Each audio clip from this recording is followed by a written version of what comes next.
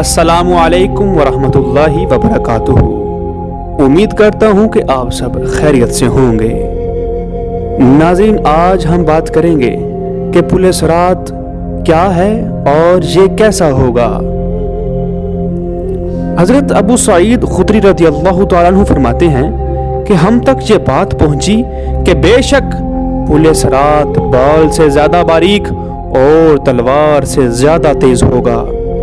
नाज़रीन, जहन्नुम के किनारों पर बांधा जाने वाला पुल पुल सिरात कहलाता है, जो बाल से ज़्यादा बारीक और तलवार से ज़्यादा तेज़ जहन्नुम के ऊपर बनाया गया है, जिसके ऊपर से सबको गुजारा जाएगा। इस पुल पर कंडे होंगे, बुरे अमाल वाले इस पर नहीं चल सकेंगे, जबकि अच्छे अमाल वाले आराम से गुजर जाएंगे।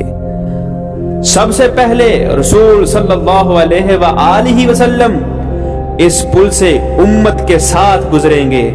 आप सल्लल्लाहु अलैहि वसल्लम ने फरमाया कि रसूलों में से वो पहला शख्स मैं हूँगा जो अपने उम्मतियों के साथ पुल सिरात से गुजर जाऊंगा।